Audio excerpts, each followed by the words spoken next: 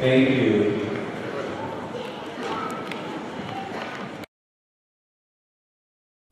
Graduates, students, staff, and guests, it's my sincere privilege to welcome you as we recognize and honor the Haines High School class of 2023.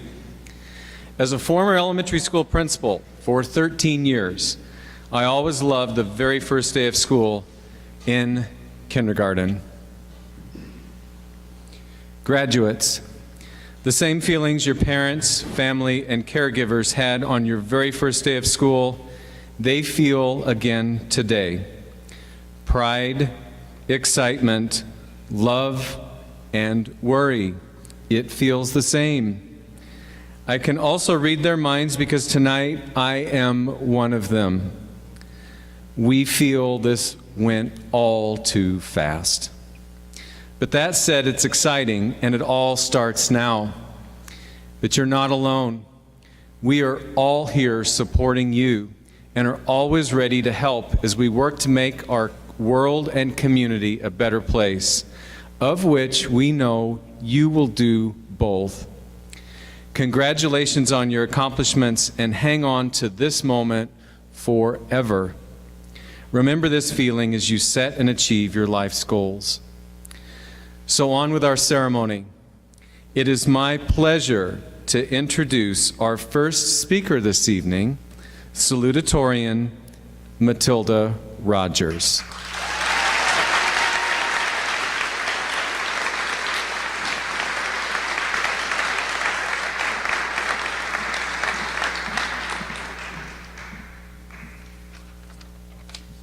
Hello, everyone. Welcome to the graduation of the class of 2023.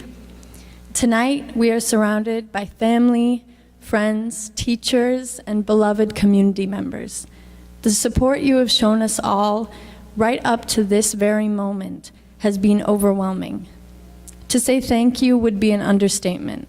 We are all beyond grateful. Now, I hope you all have a great night. And up next, we have the high school concert choir singing 2 senior selected songs, The Circle Game by Joni Mitchell and We'll Meet Again by Vera Lynn. Thank you.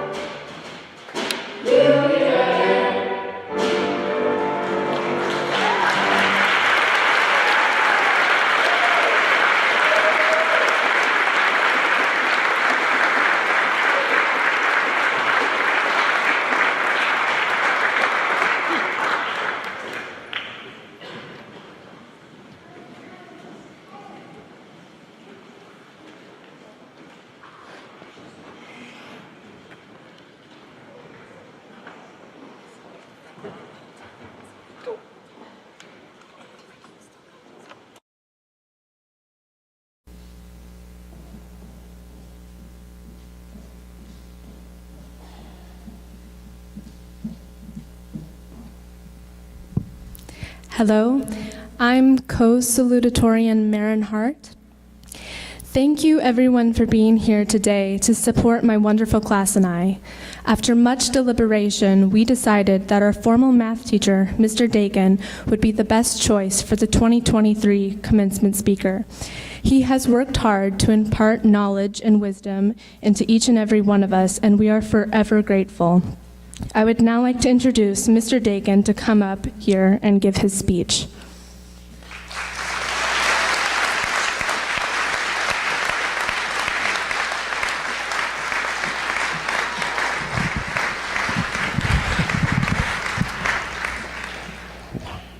Wow, what a party. Look at this place. This is awesome, you guys. It seems like it's been a really short time since I met you in 7th grade. And I'm sure some of you think it's been a heck of a lot longer.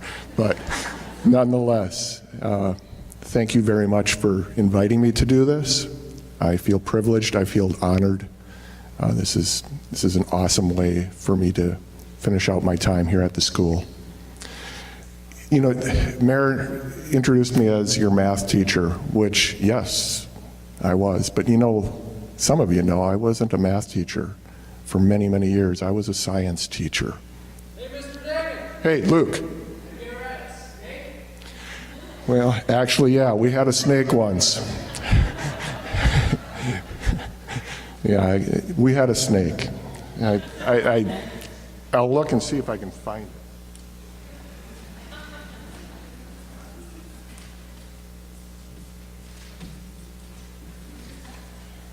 No snake, but got a pencil. This is about how big it was. So long ago, I had a principal in Wisconsin who felt very strongly about helping kids that were at risk. And he spent time with a number of students, allowing them to pick out pets. They picked out pets to try to gain an understanding of responsibility for something other than just themselves. So one of the kids, he picks out a red-tailed boa constrictor. But it's about this big. It's about the size of a pencil. And it was great. It was really cool. You know, you play with it in your fingers and everything. Is a really safe little thing. But as all snakes are, they grow. They get larger and larger. And this was a Colombian red-tailed boa constrictor. They get pretty big. So they asked if they could keep the snake in my classroom. And I said, sure, of course. It's a science classroom. I was teaching middle schoolers, little kids. And once they did that, they brought it to the room. The boy was supposed to take care of the snake, but it became inconsistent, and eventually, of course, I inherited this thing, and my students started taking care of the snake. And we were feeding it and doing the best that we could. We thought that we understood what to do with this snake. You know, we put it in a really cool environment with, things to climb on that were wooden and wood chips, just like the pet store told us. But then what ended up happening was the snake got really sick. We took it to the University of Wisconsin vet school, met a herpetologist vet who taught us how we were supposed to be taking care of these things. We learned a lot of biology. We learned things about gram-negative, gram-positive bacteria and how this snake was living in a gram-negative environment and we as humans lived in a gram-positive environment. We didn't belong living together. So the snake gets really sick. The vet helps us, we get him better, and we had to give him a name when he was at the vet clinic, so all of a sudden he's named Bubba. So no longer is this a snake, this is Bubba. Bubba's getting bigger and bigger, and we're feeding him mice. Eventually we got to feed him rats. Eventually we got to feed Bubba rabbits. And this is not cheap. This is getting more and more expensive. And we had one of the kids' fathers, he drove truck for one of the research facilities in Madison, and he provided us with bags of 50 rats at a time. So he'd show up to my classroom and say, hey, Mr. Dagan, here's a bag of rats. And these rats would last for a while for the snake. But the snake needed to be habituated to this environment. So the snake is out, he's in the classroom, he's cruising the room. This snake started on the floor, he'd end up on top of tabletops, he went up on the counters, he'd go up on the cabinetry. He always wanted to go high up because it was warmer. So it's kind of an interesting feeling. Eventually he's like 9 feet long. This is after a number of years. He's 9 feet long, he's in my room, we're feeding him rats, we're feeding him rabbits. And he's getting bigger and bigger. And I don't understand why it was that I was allowed to keep him. Here we get a bear, we get a moose out in the schoolyard, and we shut things down and nobody can go out. Whereas we had a Colombian red-tailed boa constrictor cruising around the room every day. So anyway, I had to leave that school, and no, it's not like that, but. So he became too big for kids to take care of during the summer, so I'm gonna take him home. I'm gonna take him home for the summer, but this was a summer when we were getting a new puppy. And puppies and 11-foot boas don't really mesh. So Joan came to me and she said, hey, snake's gotta go. But where do we go with this snake? I mean, we've had it for about 7 years. And I mean, I don't like snakes, but I was enamored by it all. I thought it was really great. We needed to take care of him.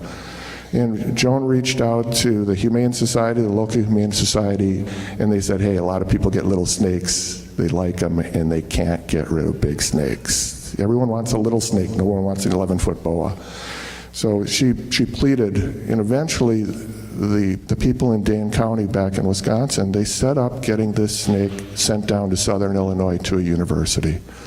There's a professor down there of herpetology. He was like a clearinghouse for zoos and universities across the country. And he said, yeah, I'll take the snake and we'll see what we can do with it. Well, a couple of weeks after we get the snake sent down to Illinois, we get a letter back, and this herpetologist said, it's a female. Well, we thought it was a male. I don't know how to sex snakes. He did, thank goodness. Can't imagine what that entails. But this snake became a part of his personal collection. He didn't farm it out. He kept it. And he said it had such great disposition, and I think that was because we were handling it every single day. We had it out in the classroom.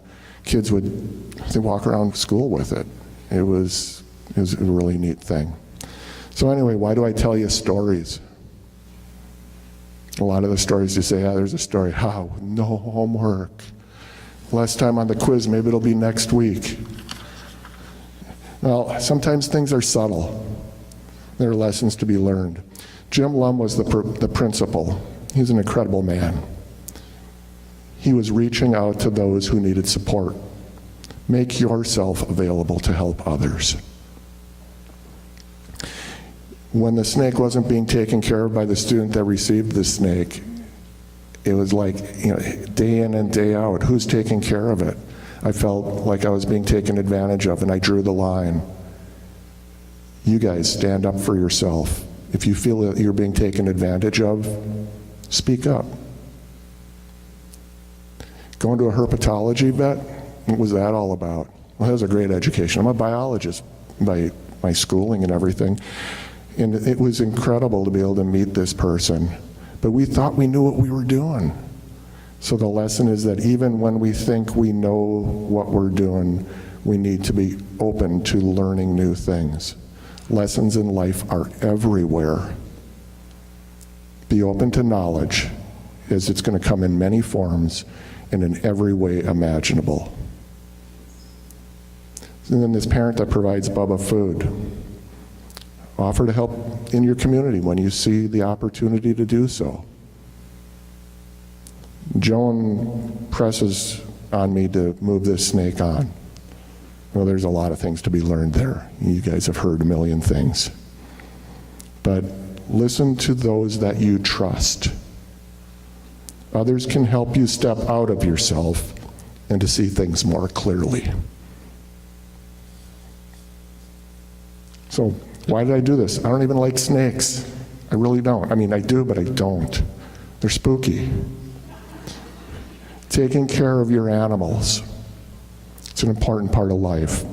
Every animal deserves to be treated with respect and dignity, regardless of whether we are harvesting them or we are raising them as companions. All living things deserve respect. Walk softly on this earth. It's the only one we have. Live simply, love generously, care deeply, and speak kindly. Thank you.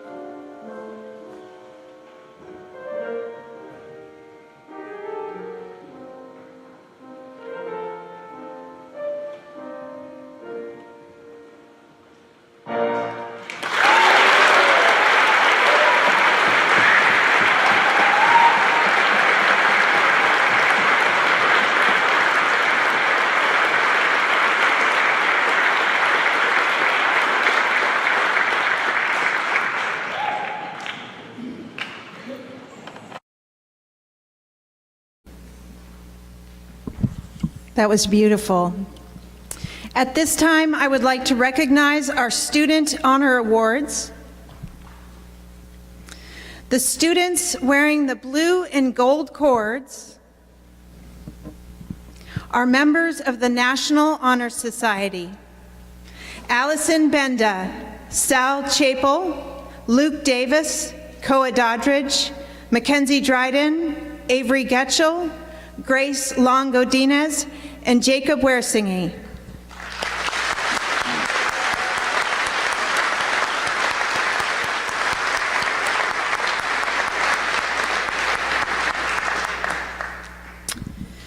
Next, the students with the yellow stoles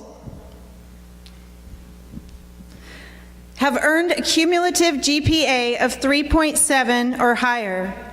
Alison Benda, Sal Chapell, Luke Davis, MacKenzy Dryden, Avari Getchell, Marin Hart, Grace Long Godinez, Seth McClurg, Matilda Rogers, Jacob Weerasinghe, and Tydus Woodfin. Congratulations.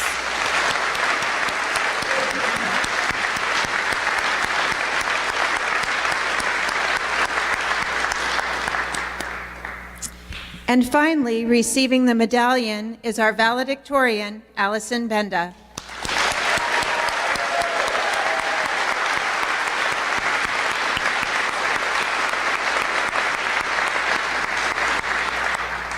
And our co-salutatorians, Marin Hart, Seth McClurg, and Matilda Rogers.